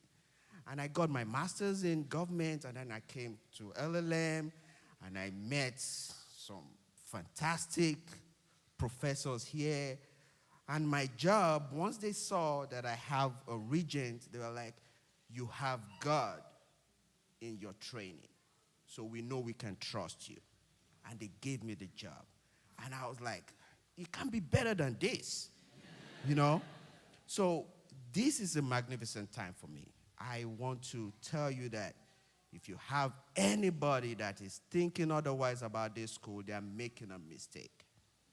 This is where everything is. Love, the rights lecture, the strict tutor, and the instruction is just out of this world. My first essay was all red. I was like, growing up, we grew up with English, and I'm always A's in English. And this is the first time they're telling me everything is just not good. So I had to work with the lecturers. And now when I look at my essays, I even spot my own mistake without even looking twice, because they grill you. They make you know that this is wrong. This is the right way to go about it. This is the right way to go about it. So thank you, sirs. Thank you, ma'am. I'm very grateful. And I hope everybody will look at me and encourage your kids to come here, because it's not just about studying. It's about experiencing God, devotions in class, nice classmates who smile. You don't know if they are really happy, but they smile, you know? And that's good enough, you know, to keep you going. And with that, it makes your success more enjoyable. No matter how high it is, how low, it doesn't matter. Everybody has a place in the world, and I chose mine here, and it's done wonderful for me. Thank you for listening to me.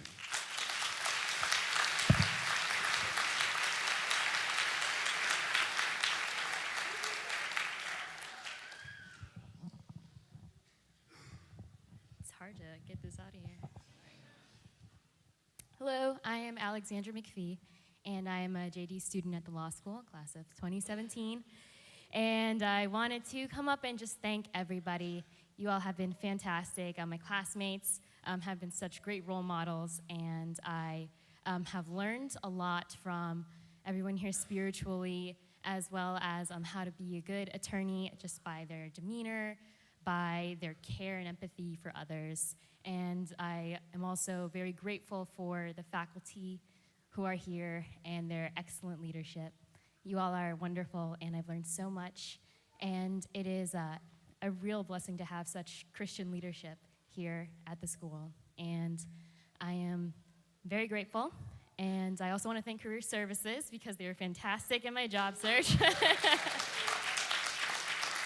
So I'm very excited for all of us, and I look forward to what everyone in our class does. I know we'll all do great things, and it's been a real blessing, so thank you.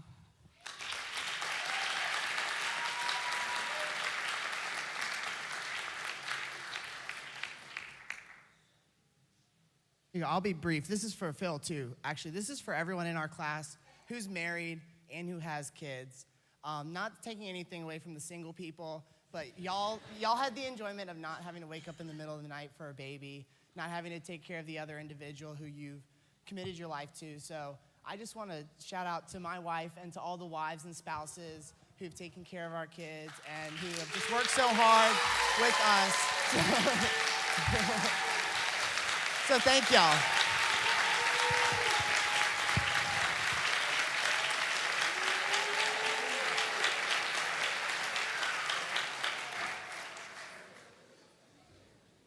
I'll be brief too. Good morning. My name is Philip Malhan too.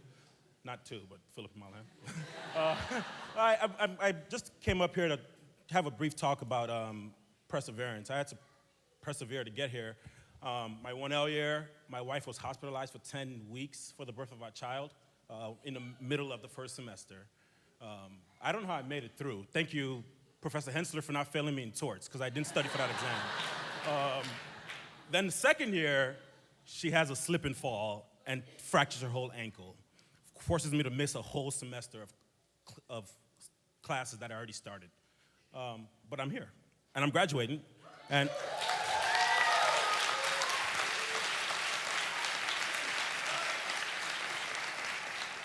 And what Regent has done for me is just strengthened my spiritual life. It's just given me a foundation that will never, ever go away. And I just want to thank my beautiful wife who's back there. I love you, honey. Thank you. And the faculty. I remember my first interaction with the faculty was Dean Gantz, the ASP program. And my last was Professor Jacob in Con Crim Pro Final. And in between, I've had everybody else. And they've been so awesome. Dean West dealt with the ankle injury well. She called me, the dean called me to ask how I was doing and how they could help. And Regent is just an awesome school. The faculty is just an awesome faculty. But my classmates are the absolute best people in the whole wide world. Love you guys.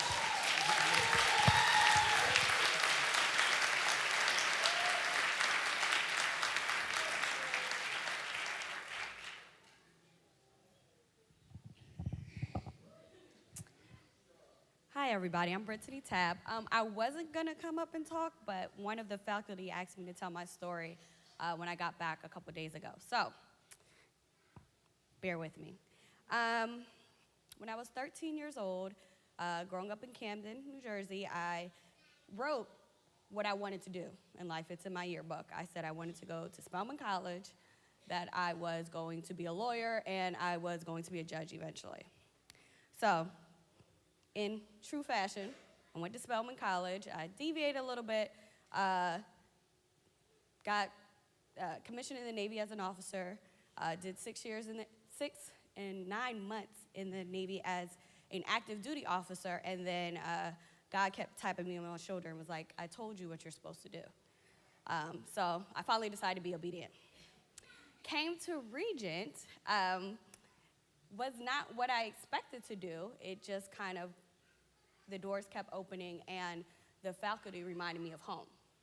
This was the first school I came to and felt like, you know, have you ever walked into church and you're kind of like, it's weird, it's different, but then you walk into another church and you're just like, oh my God, like, I'm home, I'm here. And that's how I felt when I came and I visited Regent. So I came and I started my first year of matriculation. I'm sorry, can y'all hear me? Oh, okay. And I was supposed to be on terminal leave from finishing up my year of service in the Navy so I could do this full-on force. If any of you guys know, they tell you not to work and do law school. It's just a nightmare. But sequestration happened, and my orders got held up, and they were like, so we're gonna keep you until we feel like letting you go. And Regent was like, hey, we're gonna work with you. So I still started my first year, still active duty, still standing watches, still going to work every day, and taking 4 classes as a 1L, trying to learn this thing called law. And by the grace of God, somehow finished my first year of law school and got out the Navy, went into reserves. Had a trying time because I was having issues performing like I wanted to, and I couldn't figure it out. I didn't know what was going on. And I was like, maybe it's just the stress of school or work and everything else. And Professor DeGroff actually pulled me to the side. He's like, I know you know this material. You passed, but you're not excelling. And I know you know this. And he was like, I don't want to be intrusive, but I want you to go see if, maybe something, you're testing, maybe you haven't been challenged for real in the past. So I'm like, Spellman, I get A's. What is this? So I did it, and come to find out, I had some things that were from my military career that was impeding me from noises and being in certain places. And so the next year, I started taking my tests differently, and now that I knew this, I was excelling. So the next couple years are going well, and I'm excited, I'm getting good grades, I'm in class leadership, doing all this other stuff, and I go to Oxford, go to England, and I'm having a great time, and my fiance, who was in training at the time with the state troopers, I get a call at the end of that, and he gets seriously injured. So I had to fly out, come home, and spent the next part of our summer and the beginning of the year trying to make sure he's rehabilitated, making sure life's good, or whatever else. Okay, my last year. Mind you, I was supposed to graduate December of 2016, so this is my classmates, but kind of like their older sister in a way, because this was supposed to be done for me, right? So we're finally moving forward good. He's healed, he passes on, I'm good. This is almost over. I'm looking forward to graduating, taking the bar.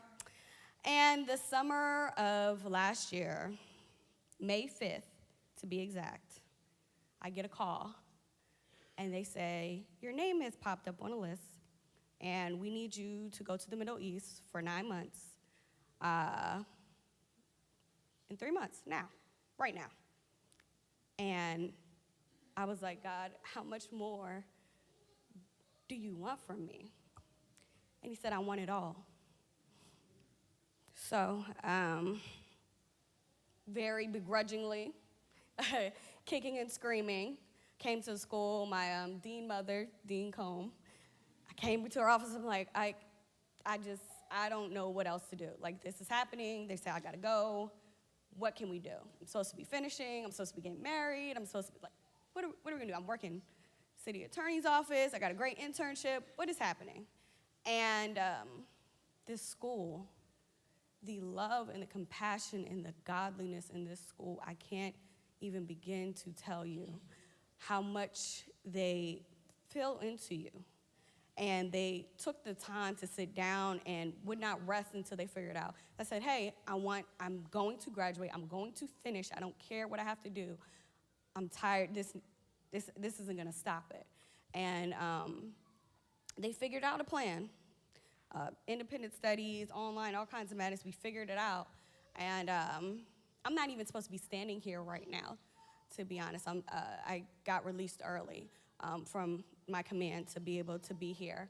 But it was 8 months of just brutalness and uplead and like 1L year all over again. But thank God. And thank you to my peers, because I'm here. Took longer than I thought I was gonna be, demographically, geographically. I'm not supposed to be here, but I'm here. And I just,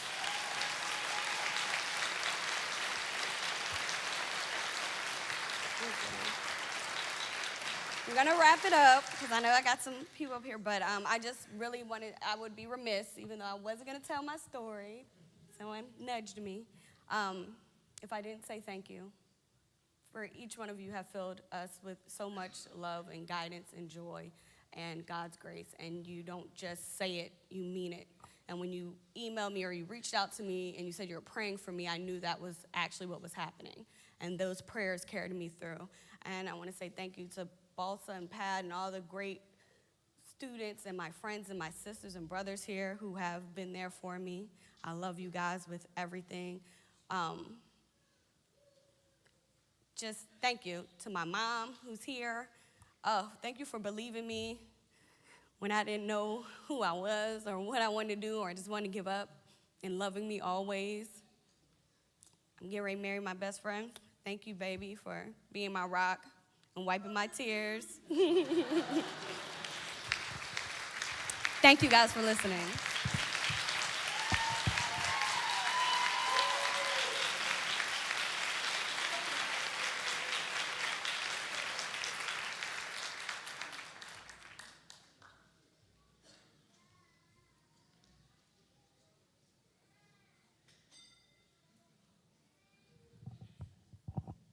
Hello, I'm Monica Soto, one of the MA students, and I also was not planning to come up, but sometimes you have people that are positioned in the right place and they're anointed to nudge. So I just want to give a quick testimony about the never expecteds in my life.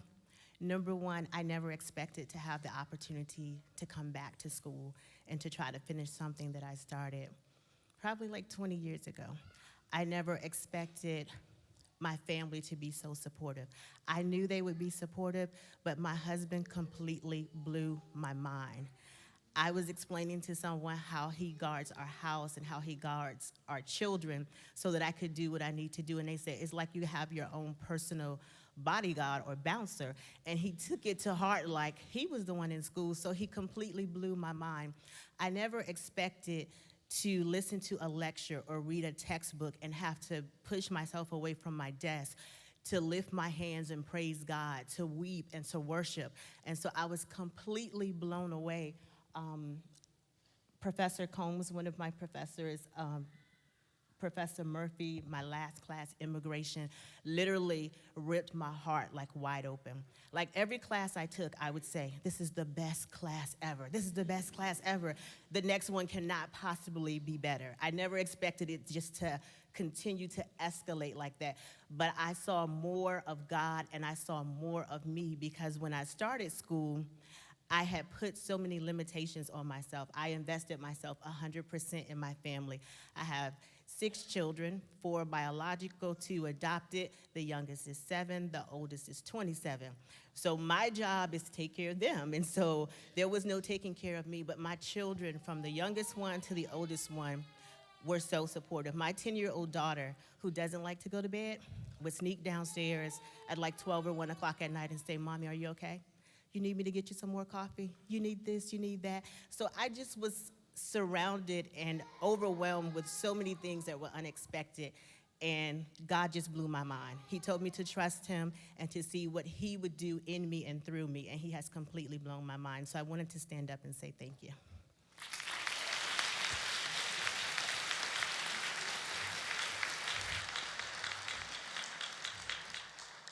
Thank you so much for all the testimonies. You two, please feel free to come forward. We do have to leave the facility at 11:30, and we have prayer meetings to still go forward. So if we could have maybe 4 more minutes, that would be great. Thank you.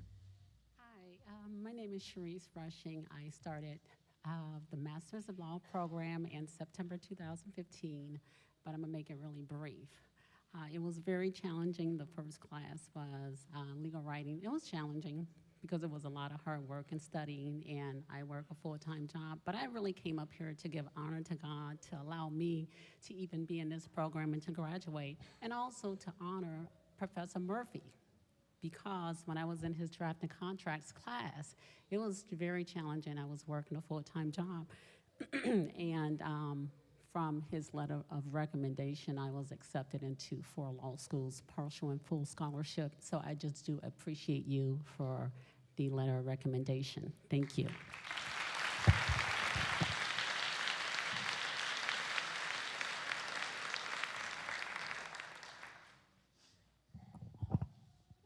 Hi, you all probably do not know me because this is probably my only semester that I had on-campus classes. My name is Diane Wesh, and I'm an MA of Law student, and I want to congratulate you all.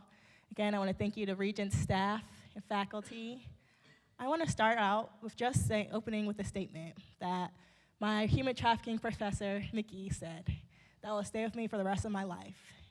She specifically said, never underestimate the power of one. And I'll start by saying this because my first week at Regent Law, I went to the admission office and I was just ready to quit. I was ready to sign the paperwork. I couldn't do it. I was working a full-time job. Sorry, Mom and Dad, you probably don't know this.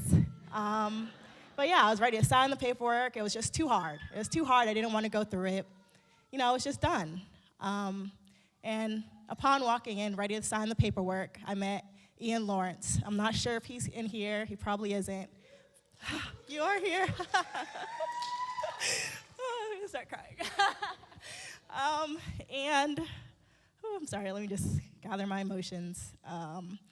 You know, he specifically said no, that simple word. He said, you're not gonna quit. And he just gave me so much words of encouragement. And I wanna say it was in that moment that he changed the course of my life. And I would not be standing here today with a 3.8 GPA if it wasn't for you. And I also want to thank my parents. I also want to thank my parents for being so supportive with me through this entire process. I know I can be a brat sometimes, but thank you for bearing with me, and I love you. Thank you.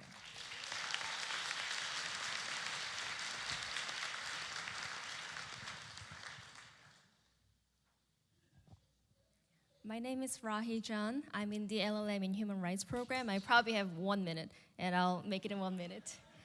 I was sitting in this seat 2 years ago as a part of the JD program, and I didn't have a job then, and I had no idea what to expect about the Virginia bar exam. But at that time, God spoke to me in my heart, and God said, Rahi, that job that you are anxiously waiting for is nothing compared to what I planned for you. And I know that is the same for all the graduates. And I think I was too shy 2 years ago to come up and say that I really want to thank all of you for all who led me and taught me for 4 years. I really was not ready to come back to law school after 2 years, but God gave me the chance, and I am glad I took it because God's plan is always good. And I also want to thank my supporting fiance, Hyoshik, and his family. Thank you.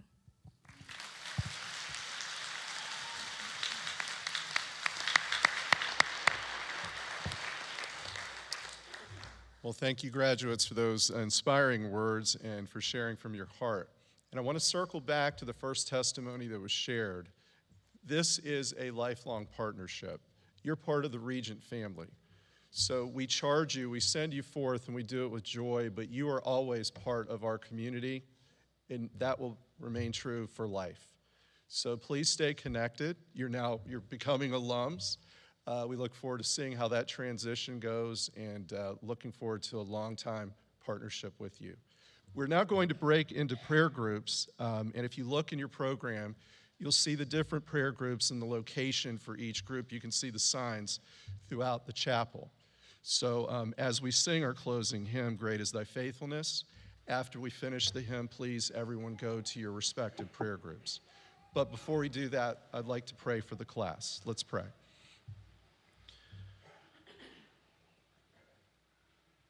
Father, thank you so much for the class of 2017. We are blessed to have partnered with them, to bring them into the Regent family, and to continue this walk together to see what you will do in and through them. I pray a blessing on them as they go forth. I pray that you'd bless them body, soul, and spirit. I pray that you'd bless them in their social interactions, their professional lives, but most importantly, Lord God, I pray that they would prosper in their spirit. I pray that you would fulfill all of your plans in and through them, that they would surrender to your perfect will and be useful vessels for your kingdom. And Lord God, in everything, may you be glorified. And we pray in Jesus' name, amen. Please join us in singing our closing hymn, Great is Thy Faithfulness.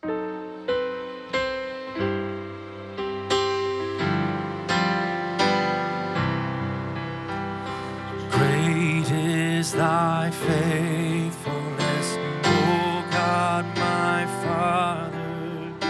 There is no shadow of turning with thee. Thou changest not, thy compassions, they fail not. As thou hast been, thou forever